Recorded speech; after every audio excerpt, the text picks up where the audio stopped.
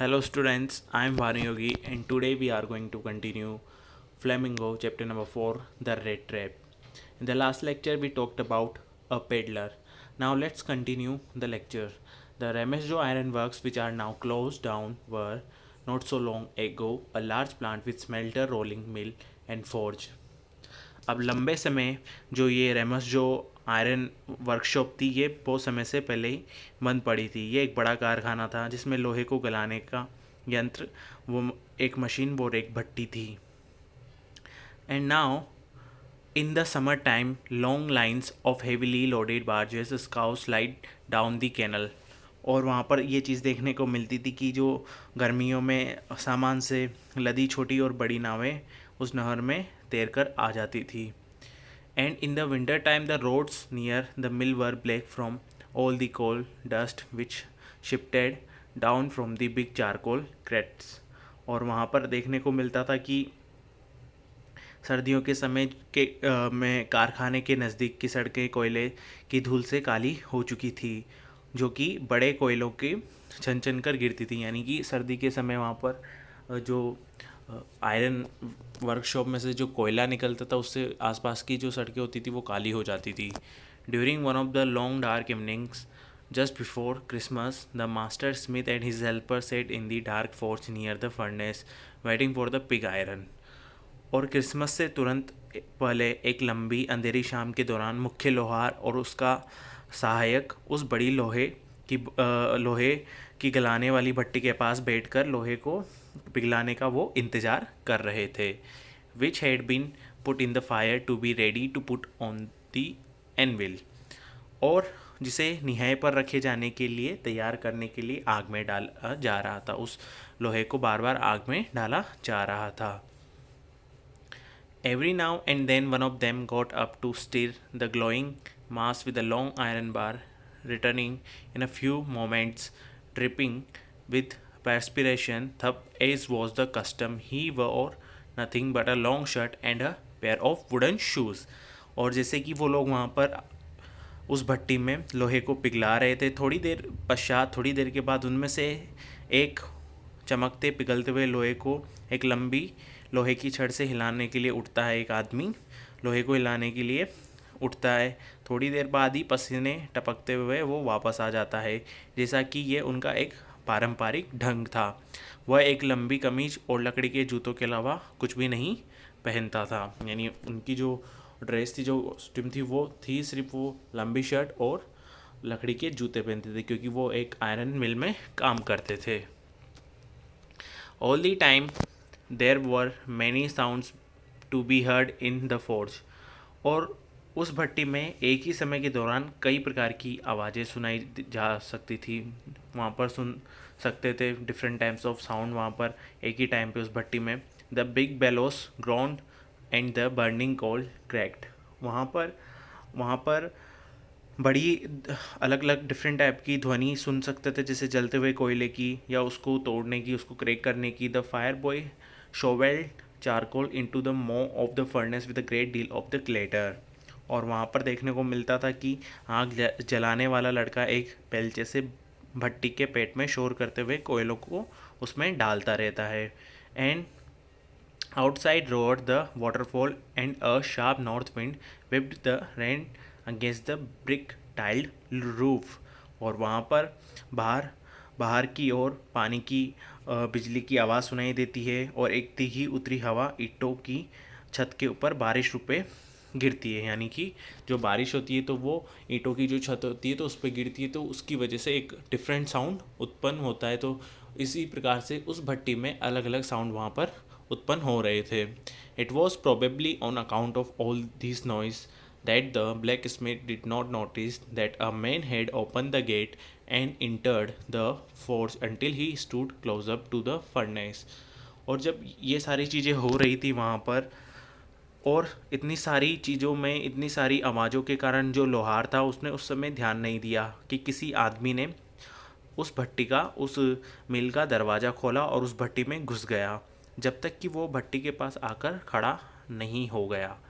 Surely it was nothing unusual for poor vagabonds without any better shelter for the night to be attracted to the forged by the glow of the light which escaped through the sooty panes and to come in the warm themselves in front of. अब वास्तव में वहाँ पर उस गरीब आवारा व्यक्ति के लिए कोई असाधारण बात नहीं थी।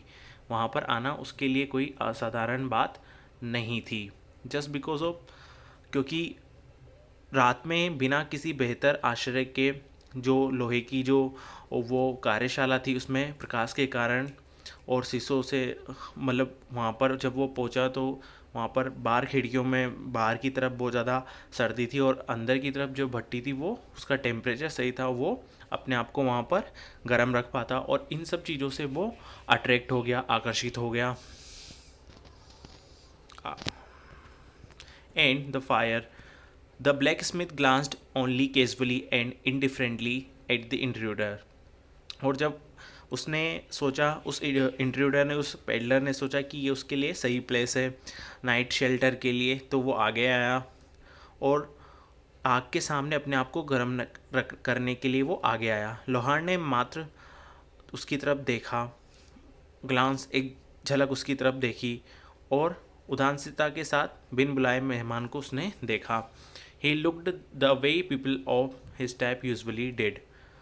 अब उसने, यह वैसा ही दिखता था जैसे उसके आदमी अक्सर दिखाई देते थे, यानी बाकी के जो वहाँ पर मेंबर होते थे मिल में काम करने वाले, तो वो जो पेडलर था वो भी उनके जैसा ही दिखाई देता था.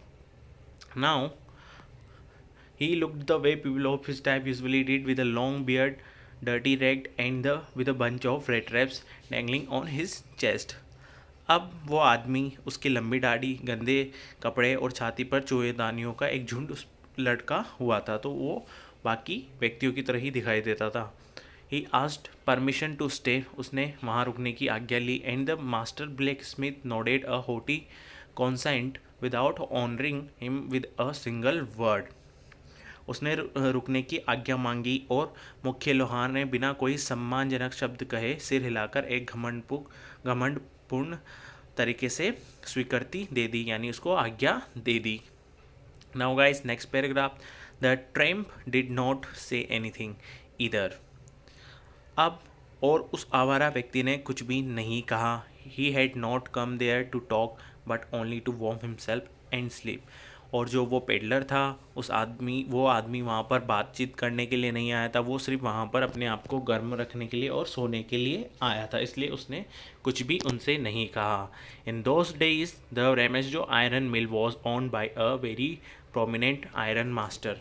अब उस समय रेमेस्डो जो लोहे की कार्यशाला थी उसका जो मालिक था वो बहुत अच्छा था और एक प्रसिद्ध लोह व्यवसायी था वो, whose greatest ambition was to ship out good iron to the market. जिसकी इच्छा थी कि वो बाज़ार में एक लोहे की अच्छी क्वालिटी, अच्छी गुणवत्ता वाला लोहा सप्लाई करे बाज़ार में. He watched both night and day to see that the work was done as well as possible. और वो दिन और रात में वो देखने आता था कि जो उसका काम है, जो आयरन वर्क का जो वर्क हो रहा है वो अच्छे से हो रहा है या नहीं हो रहा है. At this very moment he came into the forge on one of his nightly round of inspection. अब वो उस दिन ठीक उसी समय अपने रात्रिकालीन निरीक्षण के दौरे के दौरान लोह कर्मशाला में, यानी उस कार्यशाला में आता है. अब जैसे ही वो देख रेख यानी देखभाल करने के लिए जैसे वो रात दिन आता था, तो उसी रात वो वहाँ पर उस आयरन वर्कशॉप में वो आता है जो ऑनर होता है.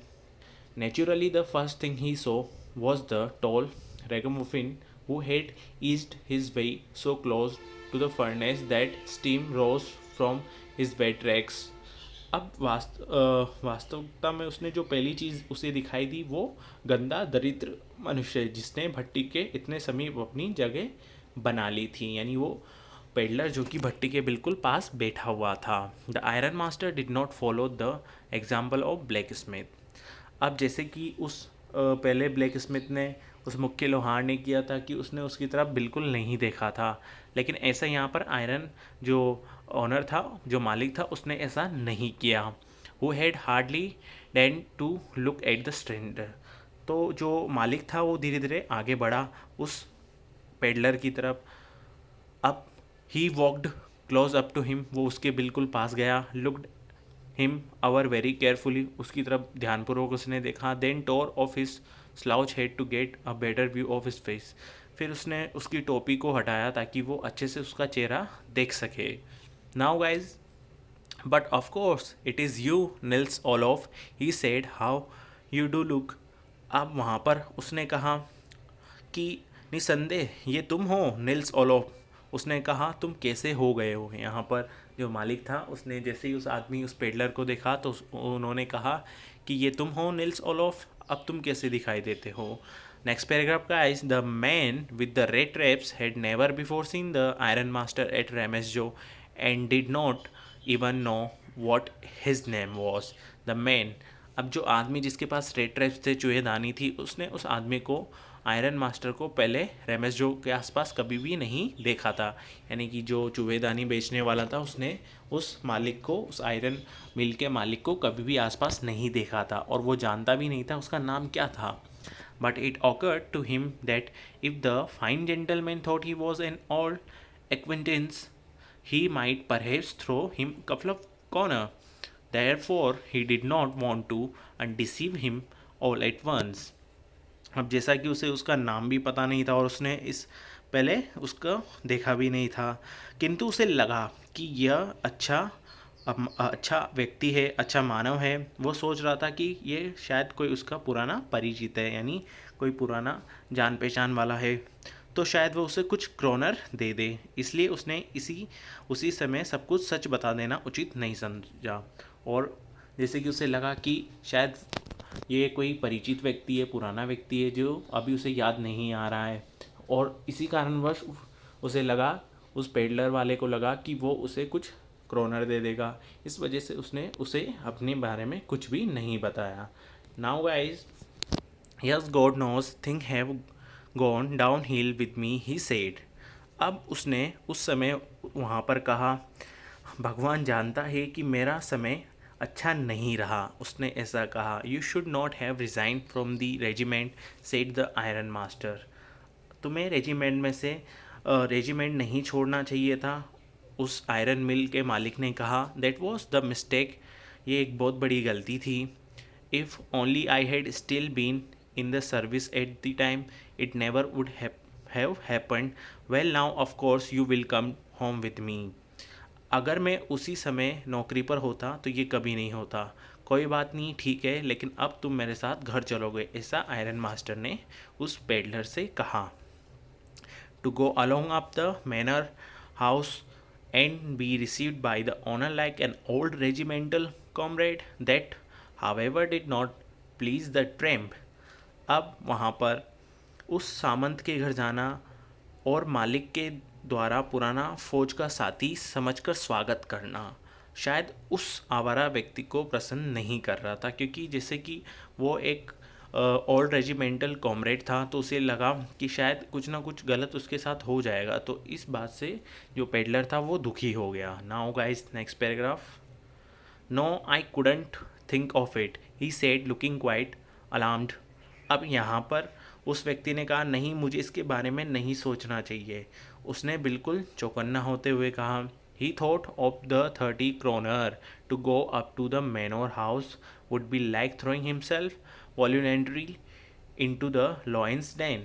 अब यहाँ पर उसने उन 30 क्रोनर के बारे में सोचा. सामंत के घर जाना तो अपने आप को शेर की गुफा में फेंकने के समान होगा.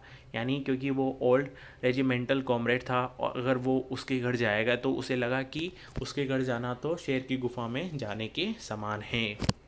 He only wanted a chance to sleep here in the forge and then sneak away as incautiously as possible. अब यहाँ पर उसने सोचा कि उसे तो सिर्फ इस आयरन मिल में सोने का अवसर चाहिए था. वो उसके घर नहीं जाना चाहता था, उसे तो सिर्फ वहाँ पर नाइट स्पेंड करना था. तब बिना देखे जितना संभव हो सकता था वो वहाँ से चला जाना चाहता था. Now the iron master assumed that he felt embarrassed because of his miserable clothing. अब यहाँ पर जो आयरन मास्टर था, जो आयरन मिल का जो ओनर था, उसने सोचा कि लोहे की भट्टी के मालिक ने अब यहाँ पर अनुमान लगाया कि वो अपने इन दरिद्र कपड़ों के, अपने इन गंदे कपड़ों के कारण परेशान है। शायद उसे इन गंदे कपड़ों के कारण शर्म आ रही है और यही कारण है कि वो उसके साथ घर नहीं जाना चाहता।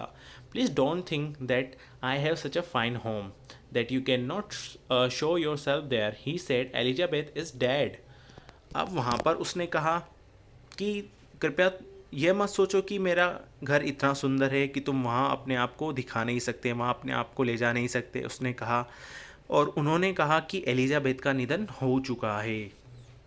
Now as you may already have heard, शायद तुमने ये पहले ही सुन चुके हो, माई बॉयज़ आर एब्रॉड, मेरे जो बच्चे हैं, जो लड़के हैं, वो विदेश गए हैं। And there is no one at home, और घर पे कोई नहीं है, एक्सेप्ट माई ओल्डेस्ट डॉटर, सिवाय मेरे बड़ी बेटी के अलावा, एंड माई सेल्फ, और मैं हूँ। We were just saying that it was too bad we didn't have any company for Christmas, और क्रिसमस के इस अवसर पर हमारा साथ देने वाला कोई भी नहीं है। Now come along with me, अब मेरे साथ आओ, and help us make the Christmas food disappear a little faster, और हमारे साथ आओ और जो ये क्रिसमस का जो भोजन है उसको जल्दी ही समाप्त करने में हमारी मदद करो। ऐसा जो आयरन मिल का जो ओनर था, जो उसने उस पेडलर से कहा। But the stranger said no, लेकिन उस अजनबी ने कहा नहीं, एंड नो, फिर कहा नहीं, एंड अगेन, और फिर दोबारा कहा नहीं। And the iron master so that he must give in, और फिर इसके बाद जो आयरन मास्टर है उसने उसे लगा कि अब उसे छोड़ देना चाहिए, उसे परेशान नहीं करना चाहिए। It looks as the captain von settle preferred to stay with you tonight. अब यहाँ पर ऐसा लगता है कि जो कि जैसे कैप्टन बॉन स्टेली आज रात तुम्हारे साथ रुकना पसंद करेंगे। स्ट्रन स्ट्रॉम, यहाँ पर वो बोलते हैं, स्ट्रन स्ट्रॉम ही said to the iron master to master blacksmith and turn on his heel. अब यहाँ पर वो बोलते हैं कि स्ट्रन स्टॉर्म, उसने अपने मुख्य लोहार से कहा और अपनी एडी के सहारे वो वापस से मुड़ गया। Now guys, next paragraph, but he laughed to himself as he went away, and blacksmith who knew him understood very well that he had not said his last word.